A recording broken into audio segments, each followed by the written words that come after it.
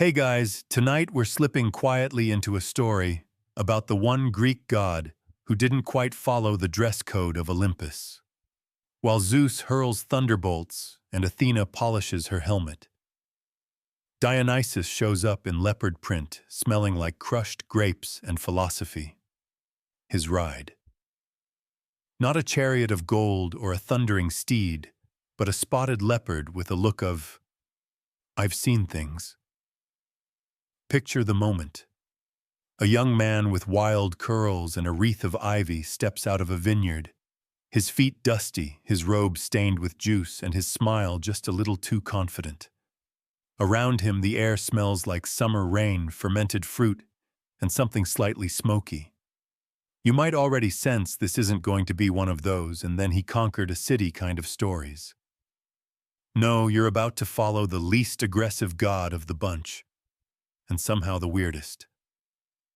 You probably won't survive this if you're the type who likes orderly calendars, quiet tea parties, or gods that make sense.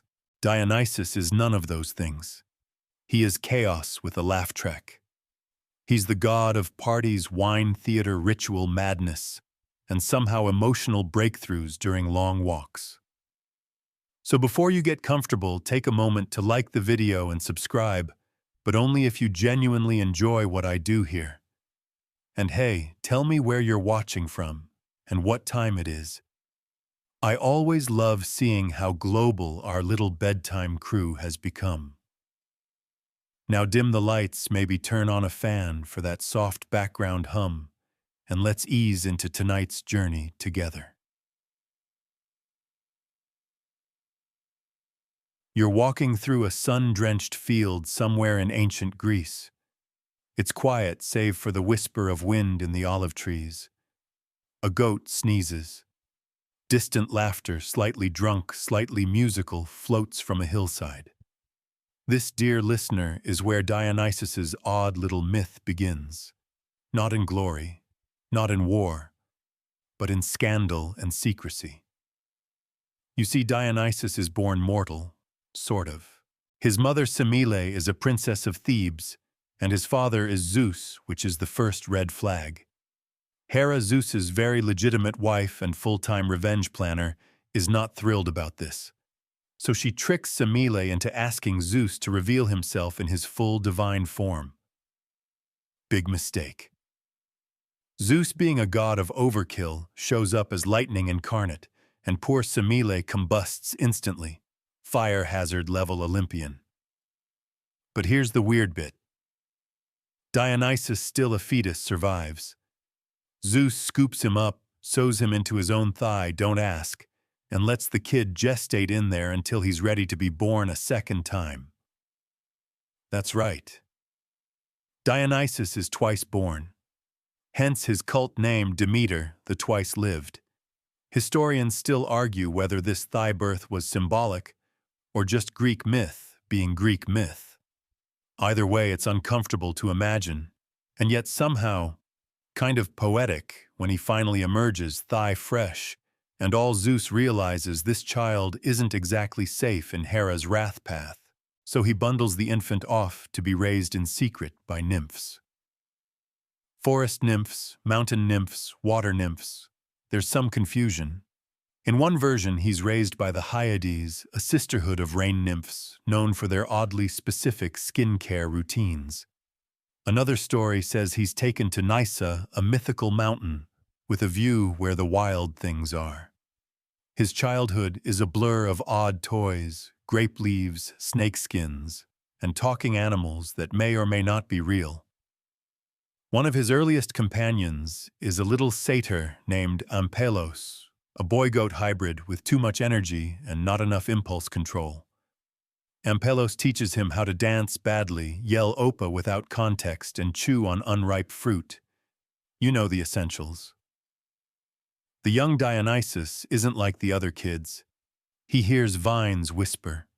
Grapes grow faster when he sings. And when he cries, which isn't often, the flowers around him wilt dramatically.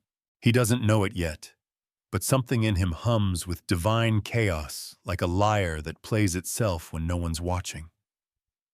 By the time he's a teenager, Dionysus is already doing things most gods wouldn't dream of. He walks barefoot into temples, flirts with river spirits, and invents a crude version of wine by stomping grapes in clay pots. At first it's more sour than sacred, but he drinks it anyway. He says it makes him think sideways. The satyrs are big fans. The Olympians, meanwhile, pretend not to notice him. Hera is still annoyed. Athena finds him messy. Ares doesn't get the point of a god who doesn't enjoy stabbing things. Only Hermes sends him gifts now and then, strange little packages tied with string, a scroll of jokes, a wind chime made of bones, a pair of sandals that always smell like pine. Despite the divine cold shoulder, Dionysus grows into himself, his laughter echoing through vineyards, his moods shifting with the moon. One moment he's giddy, the next eerily calm. And always he's drawn to people on the edge, shepherds who dream of stars, widows who speak to bees, fishermen who sing to the sea. He listens to them. He walks with them. He teaches them how to ferment things. This is where the legend truly begins. Not with a war, not with a prophecy, but with a soft moment in a field of ripening grapes where you feel the weight of summer pressing into your skin. You can almost taste it, the sweetness, the sleepiness, the strange warmth behind your eyes. You look over and Dionysus is smiling at you. Ivy in his hair, a little tipsy, just enough to make everything feel slower. You're still walking through that field of grapes, but now the air's a little thicker, heavy, with the scent of crushed fruit and sun-warmed leaves. Dionysus, just a bit older now, hums a strange tune as he trails his fingers along the vines. It's a rhythm you can't quite place, somewhere between a lullaby and a hiccup. His childhood behind him, Dionysus becomes a wanderer. Not because he wants to see the world exactly, but because staying in one place always ends in incidents. He's not dangerous, not like the gods of war or storms, but he brings change. Wherever he walks, things ferment literally and figuratively. At first he doesn't know how or why. One day he leaves a basket of squashed grapes outside a shepherd's hut, and the next morning the old man is dancing naked in the barley fields. Dionysus thinks maybe it's the sun, or bad goat milk, or magic. But then he starts experimenting. He carries gourds filled with grape juice and forgets them under trees. He watches how the air changes, how the juice bubbles and thickens. Once he lets a gourd sit too long, and when he finally opens it, a cloud of fizz escapes. He drinks. Everything becomes funny. Even the sheep, especially the sheep. Still unsure, he seeks wisdom and finds it oddly enough in a goat. This goat is not ordinary. It smells like oregano and has one horn that curves like a crescent moon. The locals say she was once a nymph cursed for stubbornness. Dionysus doesn't care. She watches him while chewing bark. When he pours her some of his strange juice, she drinks it. Then she hiccups. Then she sings. The next day, she's still singing. Off-key, but undeniably joyful. Dionysus is thrilled. Now goats are often overlooked in myths, overshadowed by lions and bulls and the occasional sphinx. But this goat, perhaps a divine trick in disguise, teaches Dionysus something no one else can. She shows him how to press grapes with his feet, how to seal clay jugs with resin, and how to test the fermentation by offering it first to the lazy shepherd, who always complains about his knees. If the shepherd dances, it's ready. Historians still argue whether Dionysus learned winemaking from this goat, a satyr, or some mystical mountain priest who only wore leaves. But the goat remains a strong contender. After all, she did kick a lion once just to prove a point. With his new knowledge, Dionysus starts sharing his gift.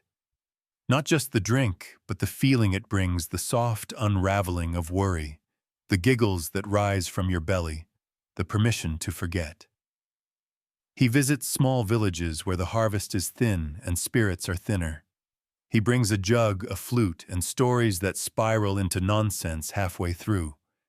People listen, then people laugh. One night he meets a woman named Ariessa, a weaver with tired hands and sharper eyes than anyone else in town. She doesn't drink at first. She watches. She asks why he wears ivy in his hair and why he never blinks twice in the same direction. He answers with riddles, then offers her a taste. She drinks. And then she sings a song about her childhood that she thought she'd forgotten. Dionysus doesn't interrupt. He just leans back against a fig tree and listens, smiling. That night, the whole village dances barefoot in the dirt, the stars shimmering like spilled flour overhead. From that moment on, Dionysus understands. Wine isn't just a drink. It's a memory keeper, a truth teller, a shortcut to whatever's buried too deep to say aloud. It's not always pleasant, but it's always real. As his legend grows, the Olympians start to notice. Hera is still bitter naturally, but even Zeus raises an eyebrow. The boy throws parties, he mutters. With goats, Dionysus becomes something of a divine embarrassment. Yet he never seeks Olympus. He prefers the hillsides, the dusty roads, the company of mortals who don't care whether he's a god or just an extremely eccentric traveler. One afternoon, he arrives in a town where the fountains are dry and the market is full of nothing but lentils. The people look at him suspiciously, especially because he's dragging a cart with a wine barrel bigger than a bull. They whisper. One child calls him the grape wizard. A compliment, honestly. He sets up camp outside the gates. No miracles, no threats. Just music and stories and the slow smell of boiling herbs. Curious, the townspeople drift closer. He offers them cups. They sip. They smile. The mayor's wife laughs so hard she drops her shoe into the soup. That night, as the townsfolk nap around a fire, Dionysus sits beside the barrel. The goat lies next to him, snoring softly. He feels the stars blink above like applause from a distant audience. But not everything is idyllic. His gifts don't always land well. In one village, a farmer drinks too deeply and starts believing he's a bird. He climbs a tree and tries to hatch a basket of figs. Dionysus gently talks him down and leaves a note. 2 cups max next time. In another, a local priest declares wine a sinful temptation and bans Dionysus from town. The next morning, all the priest's scrolls are mysteriously soaked in juice. No one claims responsibility. The goat refuses to comment. Through it all, Dionysus keeps walking. His fame trickles ahead of him like spilled honey. More and more, he's followed not by soldiers or scholars, but by dreamers, dancers, and misfits. They call themselves Theasos, his followers, though honestly, most of them are just looking for a decent meal and a break from their day jobs. You walk beside him now, your feet dusty and your thoughts unusually slow. There's something about the way he talks, the way he laughs at his own jokes, the way he touches a vine and it curls toward him like a cat. You realize this isn't about grapes. It's about letting go. And just as you begin to wonder what could possibly happen next, a tiger screams in the distance. But that's a story for tomorrow, or the next village. The scream came from the jungle's edge, or maybe it was just the wind brushing through cypress trees in a particularly dramatic way. Either way, it stops your thoughts in their tracks. Dionysus doesn't even flinch. He just adjusts the ivy in his hair and gives a contented sigh. They're early, he murmurs. You don't ask who they are. You're not sure you want to know yet. The path turns dusty and steep, climbing toward the edge of a forgotten forest. One of those places where the sunlight filters in like old parchment, and the air smells like moss, damp bark, and ancient secrets. Somewhere in this shaded stillness, Dionysus is about to meet the companions who will shape not only his legend, but his look. And yes, this is where the leopard enters the story. But first, let's talk about satyrs. You notice the rustling before you see them, fig branches snapping, muffled giggles, the occasional off-key flute trill. Then a blur of fur and hooves bounds out of a thicket and nearly collides with your knee. He has the legs of a goat, the torso of a man, and the expression of someone who just remembered a joke halfway through a nap. Nice ankles, he says, then cartwheels into a bush. These are the satyrs, half goat, half men, all chaos.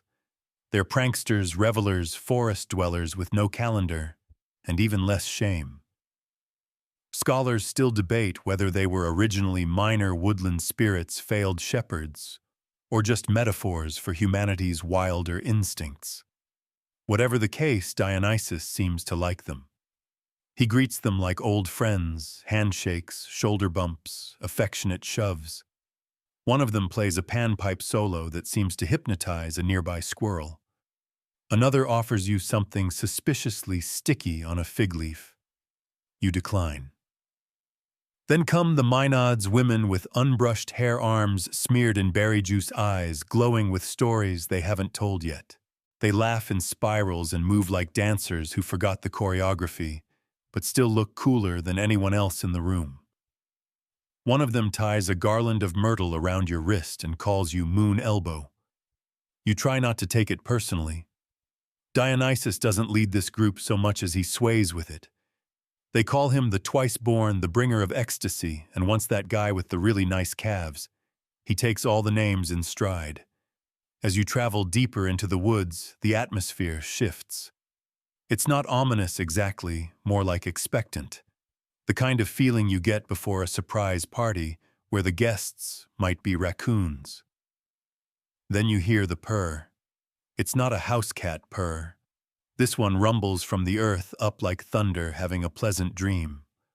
A moment later, a sleek, spotted creature prowls into view, shoulders rippling, tail flicking, eyes the color of sunlit honey. A leopard. You freeze. So does most of the Thiassos. Except Dionysus, of course. He kneels and extends a hand.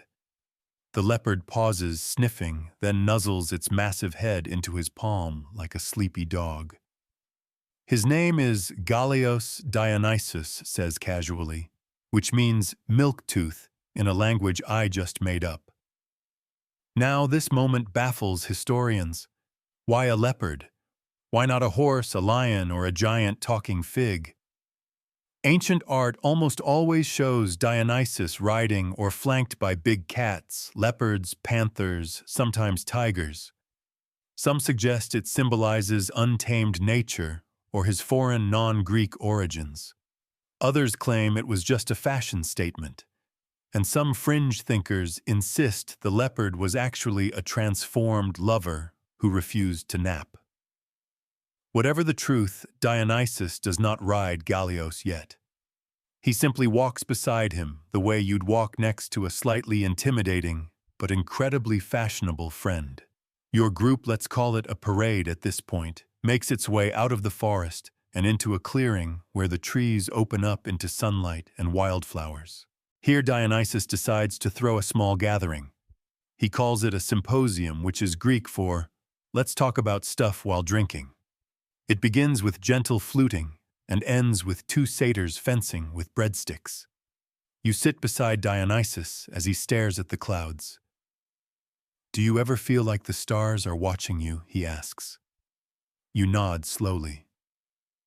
They probably are. He shrugs. I waved at Orion once. He didn't wave back. Just as you begin to drift into your own thoughts, half lulled by the music, half drowsy from sun and stories, someone bursts into the clearing with terrible news. It's a farmer, trembling and dusty, holding his hat like a shield. The river's dried up, he gasps. The wine's spoiled, and the mayor banned laughter. Dionysus blinks slowly. Well, That won't do. And that's how your merry band becomes a small revolution. No swords, no speeches, just wine song and a cat so majestic it makes politicians nervous. The Dionysus descends into the troubled village like a well-choreographed fever dream. Satyrs play flutes from rooftops. Maenads dance through the market. Dionysus, holding a cup of wine like a scepter, greets the townspeople with a bow that's half sincere and half you're welcome. And Galeos curls up in front of the town hall and yawns at anyone who complains too loudly. That night, the villagers remember how to laugh. The river flows again. Some say Dionysus whispered to it. Others say a nearby boulder just got tired of being in the way. Either way, wine is poured. Shoes are lost. A very old woman sings a sea shanty about pine cones. As the stars rise and the bonfire crackles, you sit next to Galeos, who licks his paw and ignores everyone. Dionysus appears beside you, eyes twinkling. So he says, "Do you think I should ride him?" You hesitate. "You mean the leopard?" He nods. Feels dramatic, but not too dramatic. And before you can reply, he hops up onto Galeos's back with the casual grace of someone who's done this before in a dream. The leopard barely reacts, just stretches and starts walking, as if this is the natural order of things. You follow, of course, because by now, how could you not?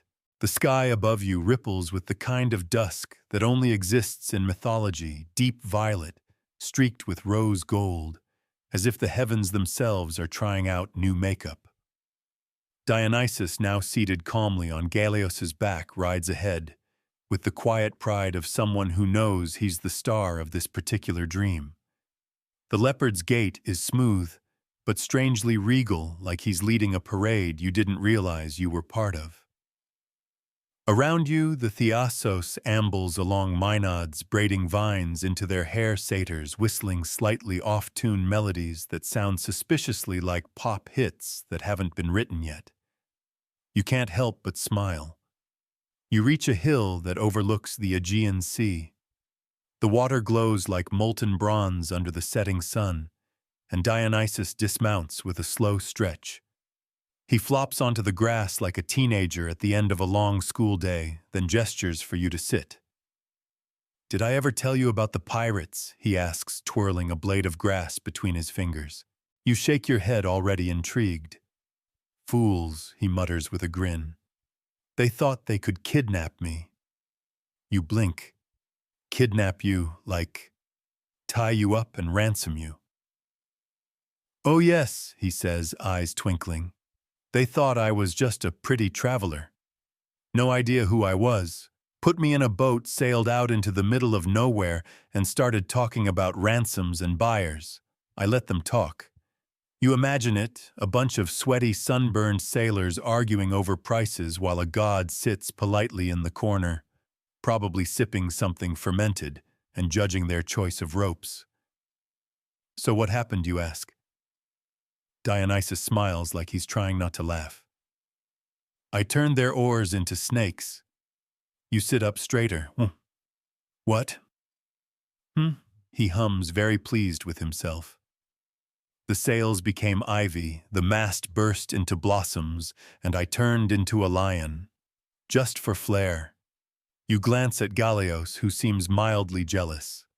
And the pirates? Oh, they jumped overboard. Of course, he says, but I took pity. Turned them into dolphins.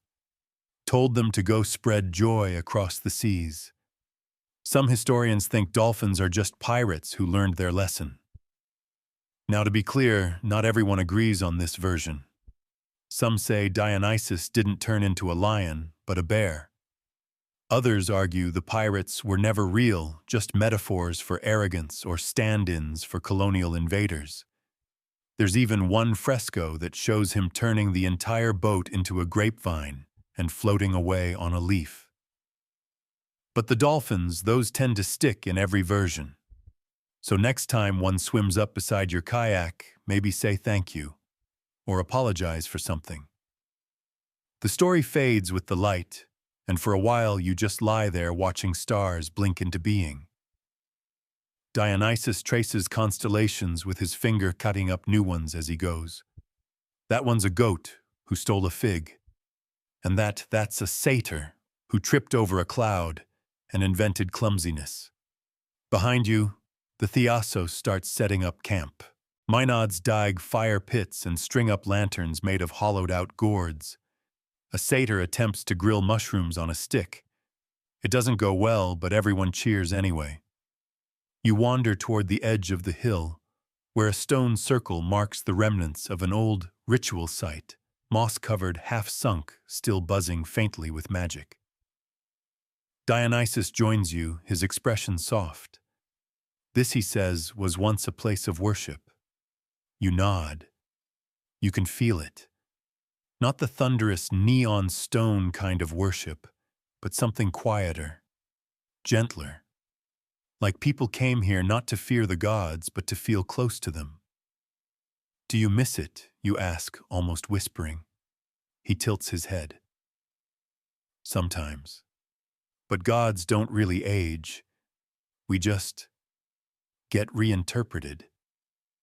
It's a strange thought that a god could fade not from death, but from disinterest, that stories, when not retold, slowly dissolve. But you're still here, you point out.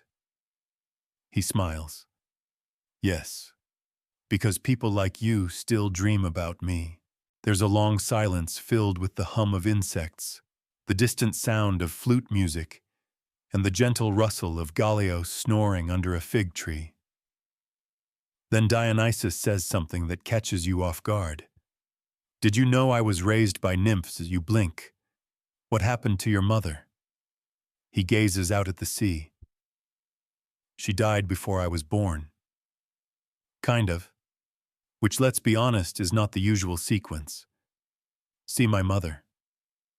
Semele was immortal, and she fell in love with Zeus. He got her pregnant, which is basically what he did instead of hobbies. You nod. Zeus isn't exactly known for restraint, but Hera, Zeus's wife, wasn't thrilled. She tricked Semele into asking Zeus to reveal his true godly form, which, as it turns out, is not great for mortal eyeballs. You wince. She died. In a flash of divine light, he says quietly, and I was still in her womb. You stare at him, unsure how to respond. That's heavy. So Zeus Dionysus continues. Did what any grieving lightning god would do. He stitched me into his thigh and carried me to term.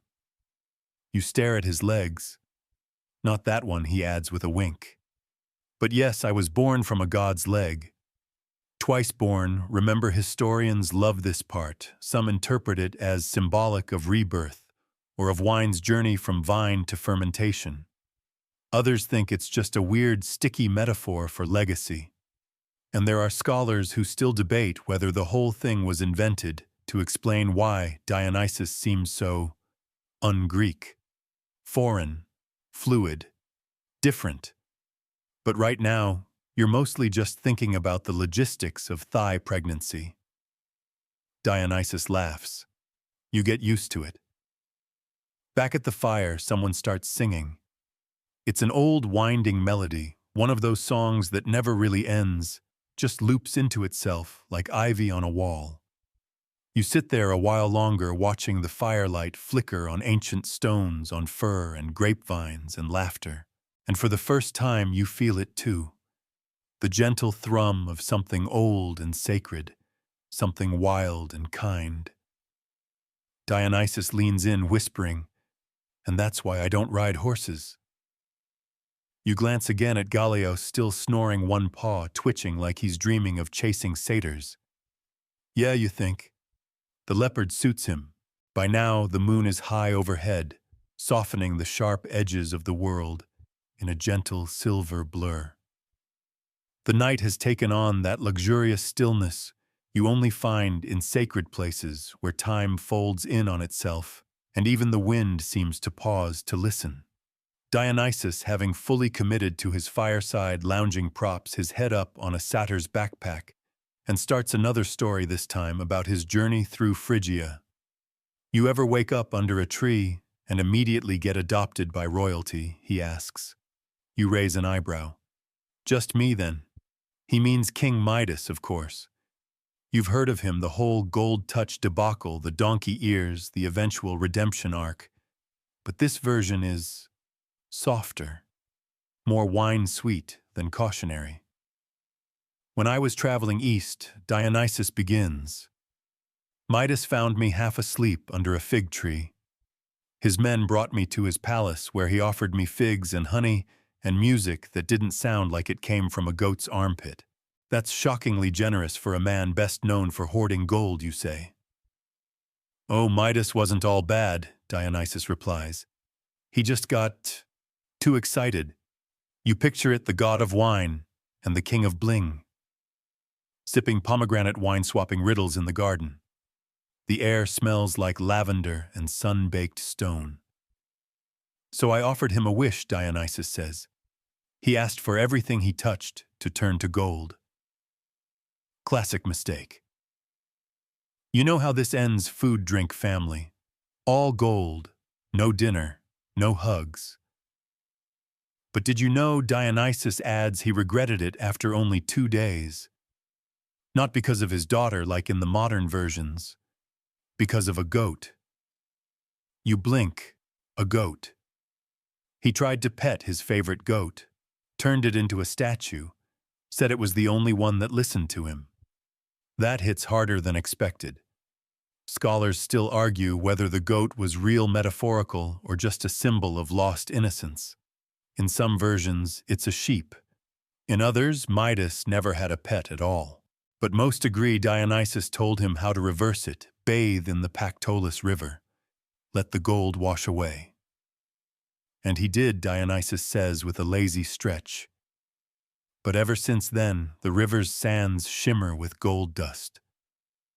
True enough, ancient geographers mentioned it, and modern science confirmed trace gold in the region's sediment. Nature remembers even when we don't. The fire crackles. A Maenad dances in slow circles, trailing vines that move like tame snakes. Someone hands you a bowl of something warm and fragrant, stewed lentils with garlic and fig. You take a bite and it tastes like myth. So what did you get out of it, you ask Dionysus. He grins. A new drinking song. And an amphora of honey wine. Midas made it himself. Suddenly you feel the world tilt slightly. Not from wine, but from another shift in the mythic air. Because this is the part where the god talks about madness, not the shouting in the street kind, the other kind, the creeping, subtle one. Did you know Dionysus says voice soft, now that I once made an entire city go mad? You pause spoon midway to your mouth. I didn't mean to, he adds, but they refused to worship me, called me a foreign trickster, said I didn't belong. You nod slowly. That tracks. So I sent madness into their hearts, not cruelty. Just confusion. A looseness. Their king Pentheus disguised himself as a woman to spy on my rights. Thought he could sneak in unnoticed. And he ended up torn apart by his own mother. She didn't recognize him through the trance. You put the bowl down. Dionysus sighs. It's not a story I like to tell often. It's a hard one even by myth standards. The tragedy of Pentheus, of pride and disguise and mistaken identity, echoes through Greek literature like a warning bell. But it's also layered. Historians still argue whether it's a tale about foreign gods demanding respect, or about the danger of repression, or just an allegory for theater itself, masks, roles, illusions. You think they deserved it, you ask carefully. Dionysus shrugs. I think people fear what they can't explain, especially if it dances barefoot and drinks from a leopard's skull. That is fair. The night deepens. Stars shift like spilled sugar across the sky. Somewhere a satyr attempts a song on a lyre with only two working strings. It sounds vaguely like a lullaby you forgot the words to. You feel yourself swaying not from exhaustion exactly, but from a kind of story drunkenness, like you're being carried gently on the back of a dream. Dionysus seems to sense it. He taps your shoulder points to the horizon. You see that mountain. You squint. Just barely visible a sloping ridge crowned with wind-blown trees. Mount Tmolus, he says, where I held a music contest. Your eyebrows lift. You held American Idol on a mountaintop, well, Phrygian Idol, technically, he says.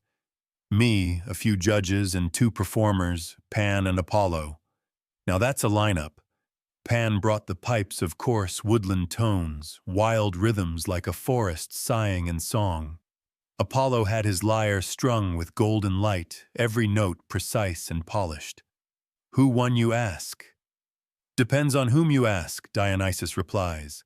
Apollo officially.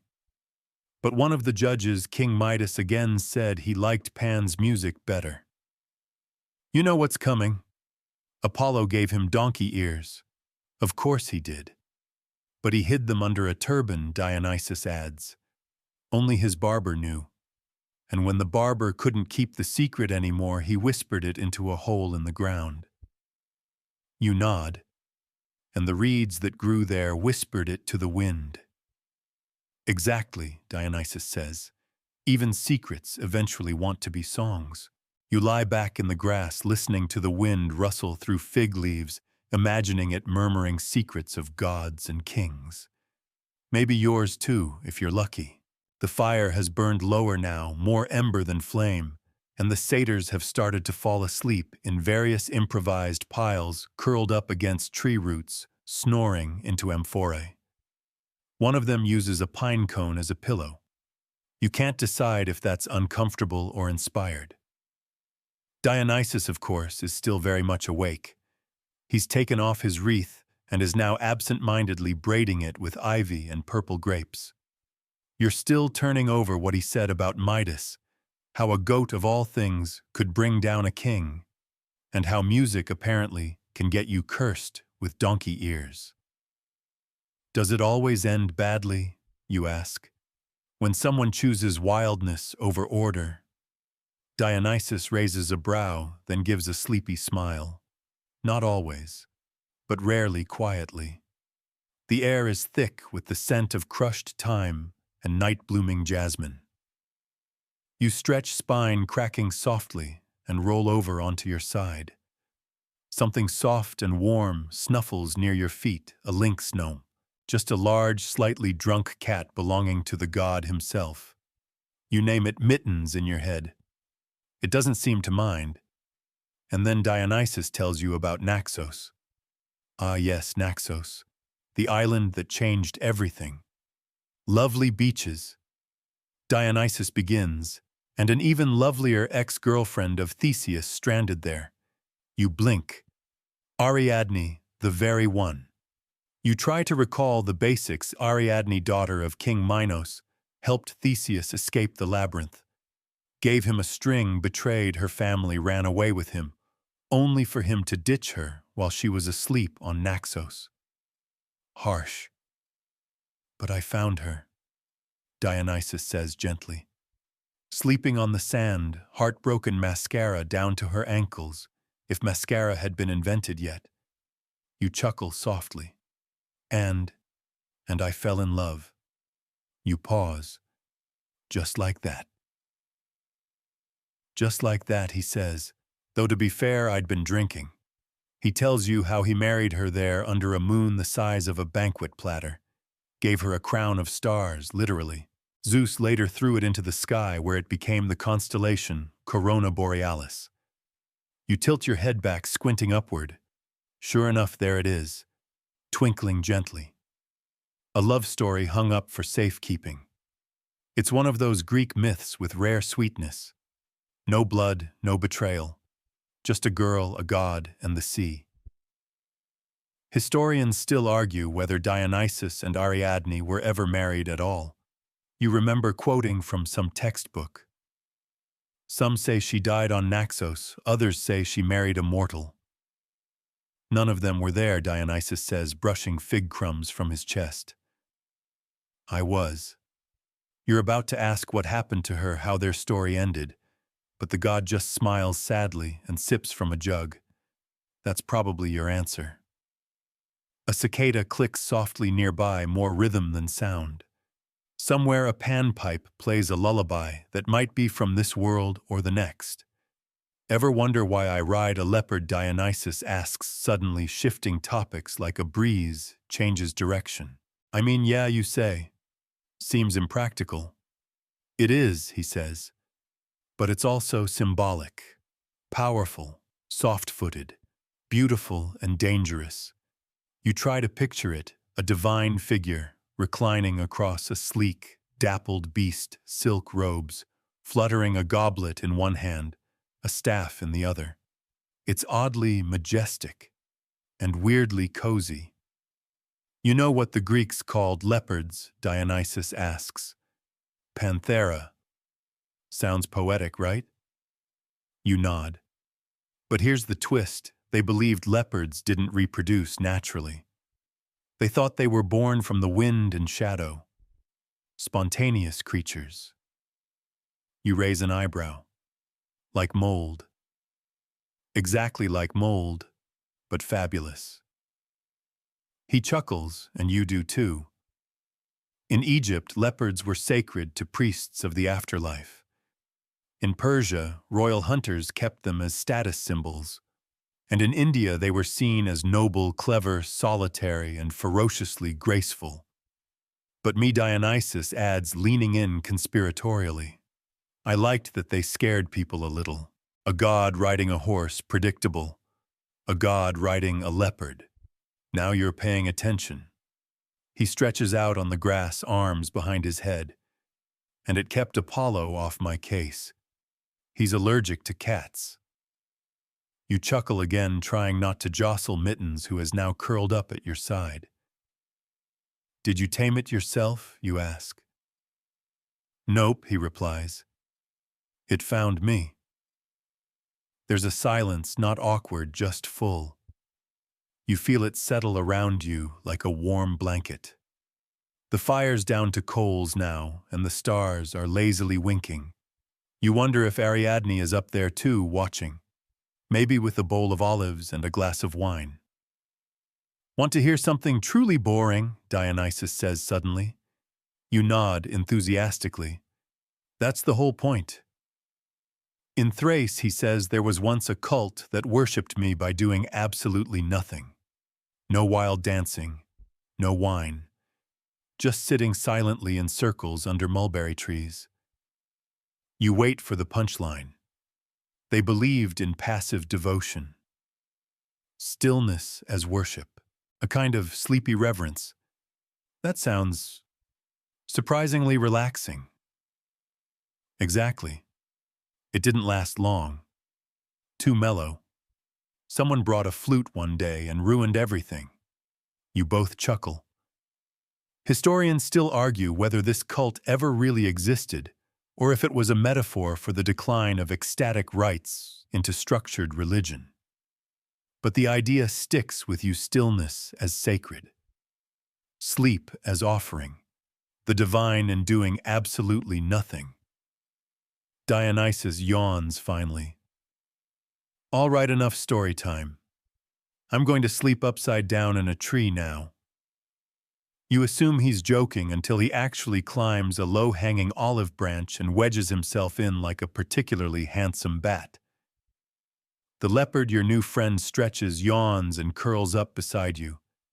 You reach out a hand and it doesn't bite it off. A good sign. You close your eyes. Somewhere a satyr begins snoring in iambic pentameter. You wake, but only halfway, somewhere between dream and dawn, because there's soft drumming nearby. Not loud, not urgent, just a lazy rhythm like someone tapping on stretched leather with sleepy fingers. The sun hasn't quite risen, but the sky is already slipping into lavender and melon. You don't move. Your limbs are too heavy, too content, and the leopard still beside you is warm as a heated stone. You decide to let it keep your leg hostage. Across the glade, satyrs are starting to stir, blinking and yawning, like hungover toddlers. A few are chasing butterflies that might be imaginary. Others are stacking stones into elaborate towers for no apparent reason. You see Dionysus again on the same branch as before, arms folded across his chest, sleeping with his head tilted just so, like he's posing for a mosaic. You wonder if this god ever has bad hair days. Probably not. The drumming gets louder. You turn your head just enough to see what it is: a small procession arriving. And leading them, of course, is a leopard. But not your leopard. No, this one is white as moonlight, with eyes like wet obsidian. Draped over it is a woman in robes that shimmer like oil on water. She's new, whispers a satyr beside you. His breath smells like honey and regret. Priestess from the east. You squint and realize the woman is singing not words exactly, but syllables stretched like taffy, rising and falling with the rhythm of the drums. The priestess dismounts without a sound and walks straight to Dionysus. You brace for a dramatic confrontation, but she just offers him a cup. He takes it without waking, drinks it in his sleep, and mutters something about sea cucumbers. She's here to teach, says the satyr. Dance stuff, leopard stuff. You nod like that makes sense. It kind of does. And that's when the lesson begins. Because apparently, if you're going to ride a leopard, you have to move like one. The priestess gathers a small group: satyrs, nymphs, 2 bored-looking dryads, and even a very enthusiastic tortoise, and begins demonstrating the gait of the big cat. It's graceful, slow, full of controlled energy. Like every step could become a pounce or a pirouette. You're roped in, of course. Can't say no to a nymph who smells like cinnamon. Your first attempt is not leopard-like. More confused goose, but you get better. Eventually. Think about weight distribution, the priestess says. Feel your limbs. Channel your inner panther. You try. And fail. And try again. It's not just about movement, though, it's about presence. Poise. Owning space without dominating it.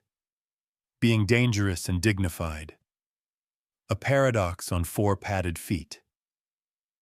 Dionysus finally wakes mid-demonstration. He watches amused, then joins in with the air of someone who already knows how to do this perfectly, but chooses to make mistakes to put others at ease. A generous god, truly. You notice now that every time someone imitates the leopard, well, something strange happens. The trees seem to lean in, the light sharpens, the wind hushes. It's like the world recognizes the shape. Ancient rites, the priestess says, twirling. Older than Olympus. They believed leopards guarded the boundary between the seen and unseen. You stumble slightly. Who's they? She shrugs. Depends who you ask. In Phrygia, in Lydia, in Bactria, the feline was always sacred. Always liminal. Liminal. You like that word. It sounds like silk over gravel. Historians still argue the priestess adds whether Dionysus borrowed the leopard symbol from earlier fertility gods, or whether it was his from the start. You glance at the god now, laughing as he balances a pine cone on his nose. I mean, fertility seems on brand. Very, she agrees, and then she gets serious. But remember, the leopard is not just pleasure. It's power restrained. It waits, watches, strikes only when needed. You nod, trying to channel that energy, but immediately trip over a root. So much for restrained power. She chuckles. Takes years. Later, while you rest with a cup of wine and a very attentive hedgehog, the priestess tells you about how leopards came to symbolize Dionysus in art. They didn't always, she says. Early depictions show him with bulls, goats, even snakes. But over time, especially during the Hellenistic period, the leopard became his trademark. You picture statues in old museums, robes, vines, leopards curled at feet like oversized cats. Why leopards, you ask again? Because they don't belong, she says. They're not native to Greece. They had to be imported from Africa, from India. Exotic, rare, misunderstood. Like the god himself. Dionysus, after all, was never fully accepted on Olympus. Born of a mortal raised in disguise, always traveling. A god on the margins. A divine misfit. You understand now the leopard wasn't just an accessory. It was a mirror. The Romans picked it up too, she adds. In their mosaics, Bacchus Dionysus's Roman name rides in chariots pulled by leopards, sometimes tigers. The point is elegance with teeth. The sun's higher now. Not hot, not yet. Just golden and generous. The lesson ends. The priestess mounts her pale leopard again and vanishes into the woods with the quiet ease of steam escaping a kettle. Dionysus claps you on the back. You dance like a nervous duck, he says. But I respect the effort. You smile, rubbing your aching limbs. I think I get it now, you say. Why you don't ride a horse. Because leopards have better taste in music, he offers.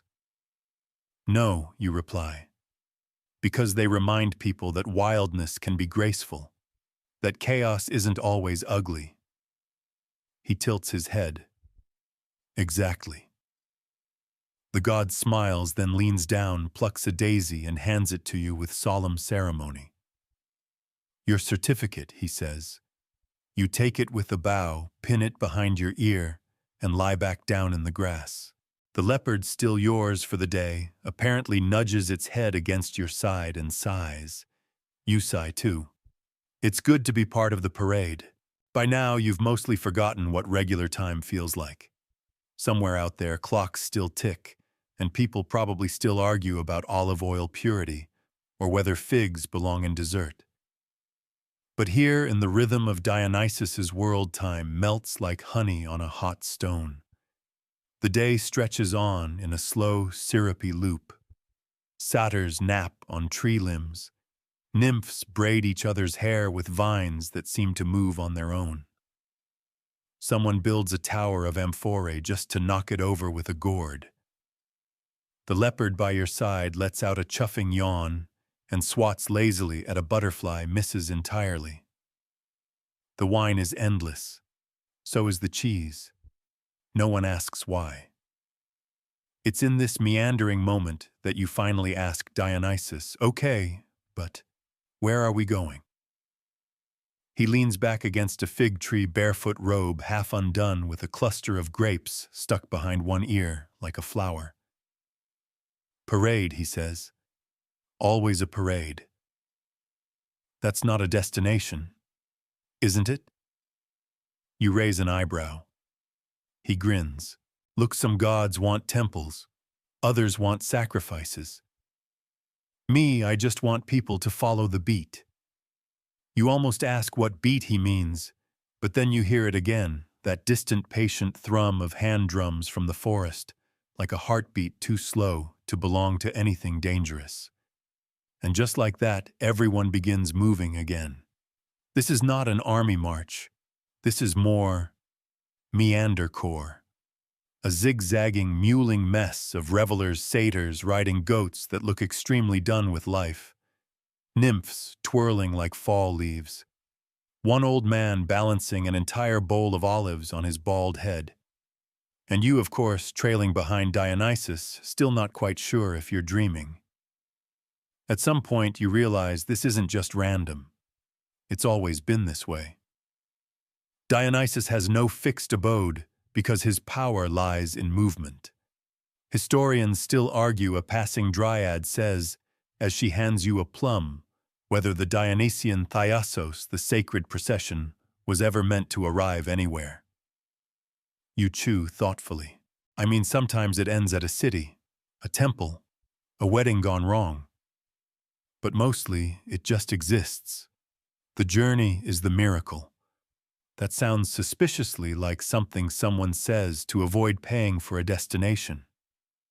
But then Dionysus calls back, everywhere I go becomes the destination. You're welcome. Touché, wine boy. As the parade winds through the trees, you notice how things begin to change. The ground becomes springier, soft moss over loam. The trees thin just enough to let sunlight in, dappling your arms with warmth and shadow. Strange birds follow the rhythm, cooing in sync with the drums. Then come the dancers. They leap from nowhere. Men and women in ivy crowns and flowing robes. Their feet barely touch the earth. Each movement is precise yet unpredictable, like jazz, if jazz had an obsession with tambourines. Maenad says a nymph beside you nonchalantly. The wild ones. You nod slowly. Historically, she adds, they were probably priestesses, or at least women in trance. Part of the rituals. Rituals like what frenzied ecstasy, she says. Music dance, sometimes tearing apart a goat with their bare hands. You pause mid-step. Don't worry, she says, today's goat is made of olives and good intentions. Modernization at its finest. Still, the Maenads are mesmerizing. One moves like spilled wine, another like wind made visible.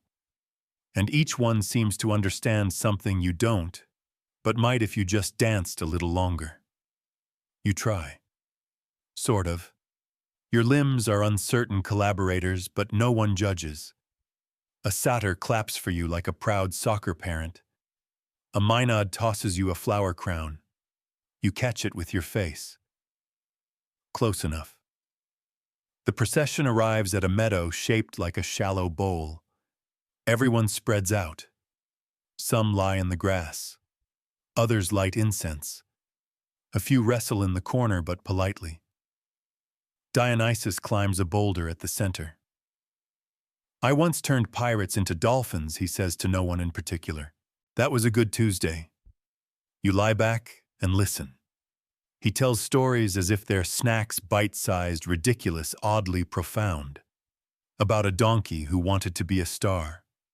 About a cup of wine that made someone fluent in bird. About how he once challenged Apollo to a poetry slam and lost gloriously.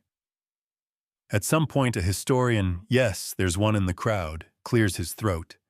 Actually, he begins pushing up imaginary glasses. Many myths suggest Dionysus was a later addition to the Olympian pantheon, perhaps imported from the East. Imported, Dionysus says, mock offended. Like a novelty spice, the crowd laughs. But the historian persists. Well, the earliest records place your worship in Thrace, Phrygia, and Lydia, all regions known for ecstatic rites and animal symbolism. It's possible your mythology grew from multiple fertility gods, not one. The god smiles unfazed. Look, he says, you can debate my origins all you want. I'm not here for footnotes. A satyr throws a grape at the historian. It's intercepted by a leopard, who swallows it whole and looks smug. You lean over to the nymph beside you. Do all the gods just hang out like this? She snorts. Most of them don't even like humans. Dionysus. He throws parties for shepherds. You think back to that first grove, to the way the god offered you wine without ceremony, to the strange lessons in dance movement and leopards. It makes sense now. Dionysus isn't the god of chaos. He's the god of release, of letting go, of shedding layers until all that's left is your truest rhythm, and maybe an embarrassing grape stain on your tunic. Later, as the sun begins to dip, the Maenads gather again. They dance a spiral, their steps kicking up petals and whispers. Dionysus joins, leaping with the grace of a child who's never tripped. You watch not with envy, but with a kind of sleepy awe. And for a moment, just a moment, you understand what it means to move like a leopard, wild, poised, and entirely yourself. The sunlight softens further, painting the sky with shades of apricot and rose. The parade slows, the drums fade to a gentle pulse like a heartbeat settling after a dance. You find yourself sitting on a mossy log, still feeling the residue of the leopard's silent power pulsing in your limbs. Dionysus settles beside you, the god's presence warm but calm now. He plucks a wildflower and twirls it between his fingers, eyes drifting toward the horizon where the first stars begin to blink awake. You know, he murmurs, people often forget the quieter parts of my story. You look at him intrigued. Everyone loves the madness, the wine, the wild parties. But there's more to it. Like how I helped people find comfort in change, in loss, in the unknown. You nod slowly, remembering the swaying vines and the gentle but persistent rhythm of that leopard's movement. Historians still argue, he continues, whether my cult really began in Greece or if it traveled here from the mysterious lands of Anatolia and beyond. You smile wryly. Imported exoticism, huh? Just like the leopard. He chuckles softly. Exactly. Both of us outsiders blending in by standing out. You remember the priestess's words about the leopard as a guardian of liminal spaces, the edges where one world slips into another. And what about those rites, you ask? The ones with ecstatic dances and unusual offerings. He shrugs. They were ways to connect with the earth and with ourselves. To remind people that life isn't just order and logic, sometimes it's about surrender and celebration. You imagine ancient revelers dancing under moonlight, their bodies moving with the unpredictable beat of drums and heart. There's also the idea Dionysus adds that madness and creativity are two sides of the same coin. One leads to chaos, the other to art. You smile. Sounds like every great musician ever. He grins. That's why I'm their patron. But enough philosophy. Want to hear a story about how I once saved a vineyard from an army of wasps? You lean back, ready for another tale. The sky deepens to indigo, and somewhere nearby a nightingale begins to sing. You feel the pulse of the leopard in your chest, steady and sure, and you settle into the quiet comfort of this strange, wild god's company. As twilight deepens, the stories swirl around you like a soft fog settling gently in your mind. Dionysus, ever the charismatic host, now shifts into a storyteller's tone, weaving a tale that feels part legend, part dream. Once he begins, there was a vineyard unlike any other, nestled in a valley where the soil was rich and the sun generous. The grapes were said to hold the essence of the stars themselves. You picture the vines heavy with plump fruit leaves whispering secrets in the breeze. It's a peaceful scene until the problem arrives. A swarm of wasps. Not your everyday nuisance, Dionysus explains with a sly grin, but a ferocious army intent on destruction. They descended like a dark cloud, threatening to devour every grape, every leaf. You shudder slightly. Wasps are already unpleasant enough without the mythical menace. But being the god of wine and celebration, Dionysus continues, I couldn't just watch the vineyard perish, so I called upon my trusty leopard, the one you met earlier. You nod, remembering the elegant beast, its spots like shadows and sunlight mixed. The leopard stalked through the rows, not with claws, but with a curious magic. It whispered to the wasps in a language only they could understand, an ancient dialect of buzzing and hums. You raise your eyebrows, skeptical but intrigued. Historians still debate, Dionysus says, whether this story is a metaphor for how farmers protected their crops or an actual myth passed down by vine growers. You let that sink in.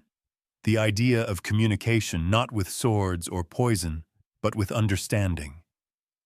In the end, Dionysus smiles, the wasps retreated, and the vineyard flourished. The grapes produced wine that carried the magic of survival and harmony. You imagine sipping that wine, sweet, earthy, with a hint of wildness. The kind of wine that makes you want to dance or maybe just close your eyes and drift away. Around you, the meadow quiets.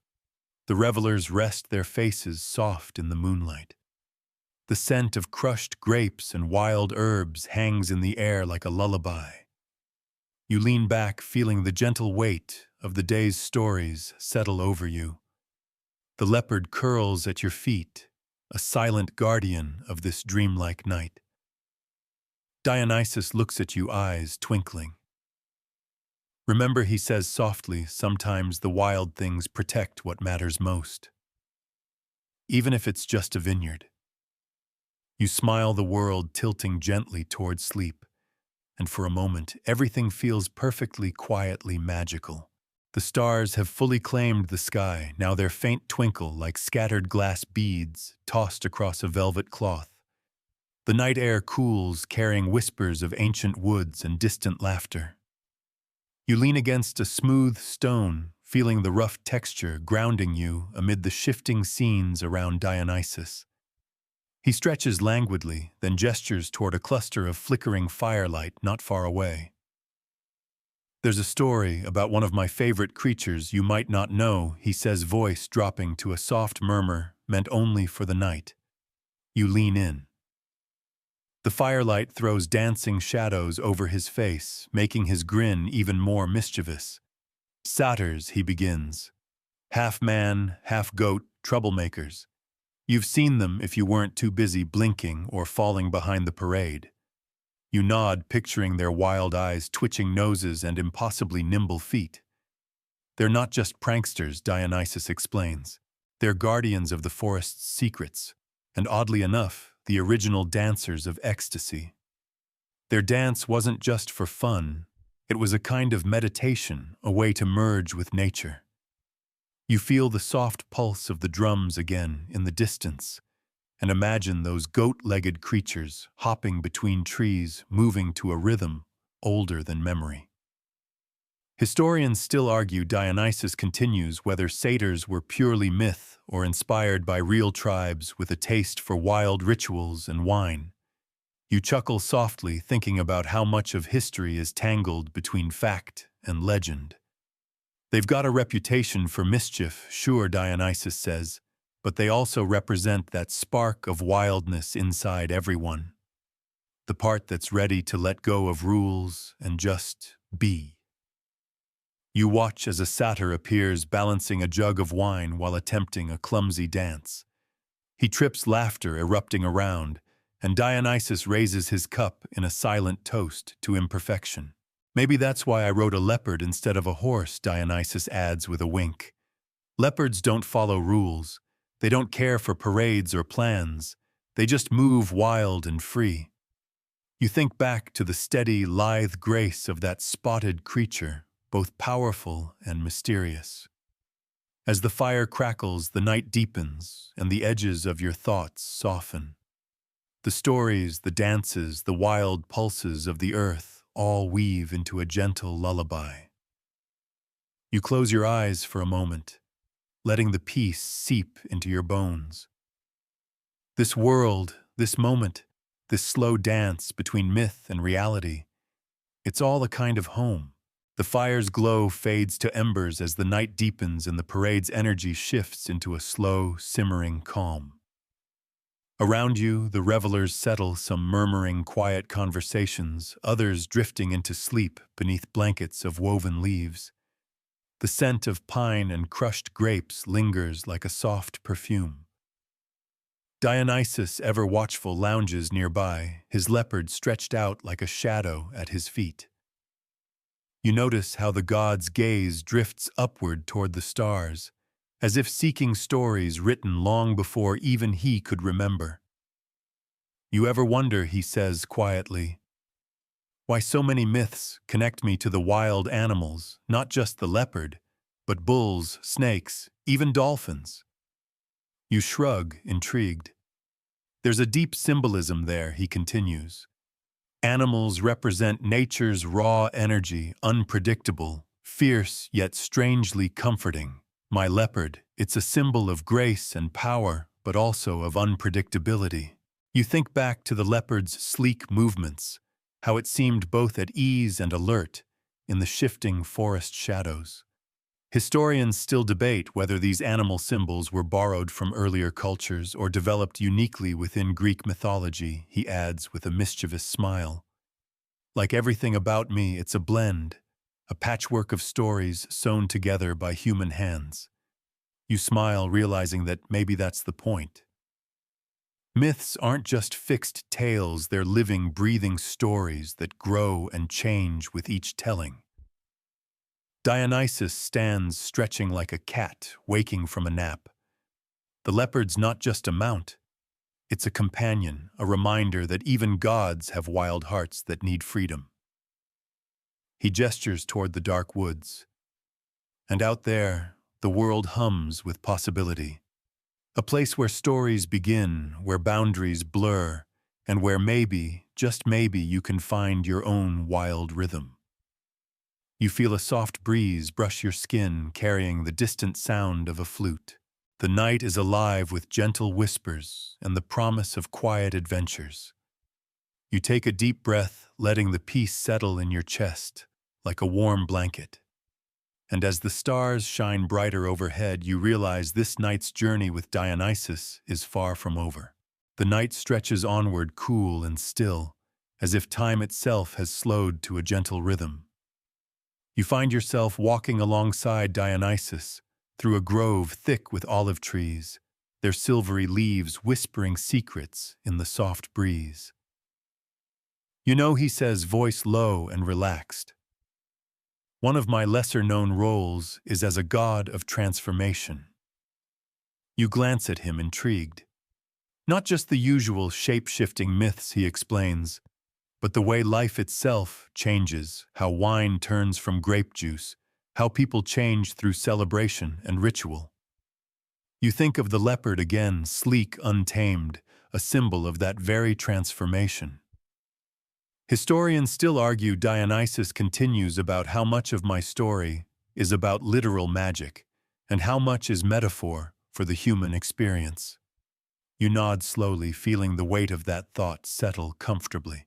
There's a tale from the ancient world, he says, about a king who refused to accept change and how I helped him see the beauty in letting go. You listen as he weaves the story of stubbornness turned to wisdom, of grief transformed into joy. The grove feels alive with the echoes of old songs, and you almost hear the faint laughter of dancers from centuries past. Transformation, Dionysus repeats softly, isn't always easy, but it's necessary. It's the dance of life itself. You inhale deeply, the scent of olive and earth filling your lungs, and feel yourself drifting closer to that dance. The night wraps around you like a velvet cloak, warm and soothing, carrying you gently onward. You glance at Dionysus, his eyes reflecting the stars, and realize that even gods embrace change with a touch of wildness and grace. The grove gradually gives way to a quiet riverbank, where water moves softly over smooth stones, catching moonlight like scattered diamonds. The coolness of the night air mingles with the faint scent of wild thyme and damp earth. Dionysus kneels by the water's edge, dipping his fingers in and sending ripples across the glassy surface. There's a gentle magic in water, he says quietly, a kind of cleansing and renewal. You watch the ripples expand and fade, feeling your own thoughts soften and slow. You probably know I'm mostly linked to wine, he adds with a soft chuckle. But water was important too, especially in my early myths when I was connected to rivers and springs. You imagine ancient worshippers gathering by sacred waters, their voices low in prayer and song. Historians still debate, Dionysus says thoughtfully, whether these water connections were older than the wine stories or developed alongside them. You smile at the idea of a god evolving as fluidly as the river beside you. Water symbolizes flow change and the hidden depths beneath the surface. Dionysus continues, much like my leopard, silent, sleek, and full of quiet power. You lean back, feeling the cool grass beneath you, your eyes tracing the silver path the moonlight paints on the water. Rituals by rivers were about washing away the old, welcoming the new, Dionysus says, and sometimes just finding peace. You close your eyes for a moment, breathing in the calm night air, letting the soft murmur of the river blend with the stories in your mind. The world feels still suspended between dream and waking. You sense the leopard nearby, a steady presence in the hush, and you realize that some of the best journeys are the quiet ones, those that slip in gently like water through your fingers. The night feels like a soft blanket, now wrapping you in gentle quiet and slow breaths.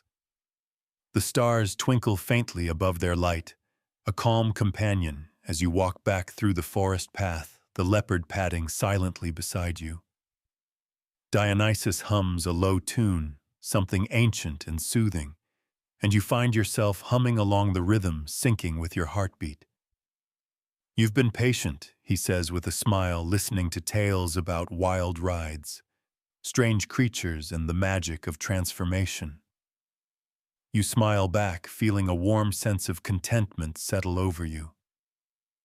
Remember, Dionysus continues softly, the leopard isn't just a symbol of power. It's about balance, the wild and the tame, the known and the mysterious. You think back to the vibrant dances, the quiet river, and the stories whispered in the olive grove. Historians still argue, he adds, about why I chose the leopard over the horse. Some say it was a symbol of rebellion. Others think it's because the leopard's grace matched my own unpredictable nature. You chuckle, imagining the god in a heated debate with a horse, both insisting on who was the better mount. But at the end of the day, Dionysus says, it's a reminder that sometimes the wild path is the one worth taking. The leopard pauses, its golden eyes gleaming in the moonlight, then nudges your hand gently. You take a deep breath, feeling the cool night air fill your lungs and a peaceful calm settling deep inside. The world around you softens, the edges of reality blurring like a watercolor painting left in the rain. You close your eyes, carrying with you the gentle pulse of the leopard and the stories of a god who rode the wild road with grace and humor. You drift, wrapped in quiet magic, ready to slip into restful sleep.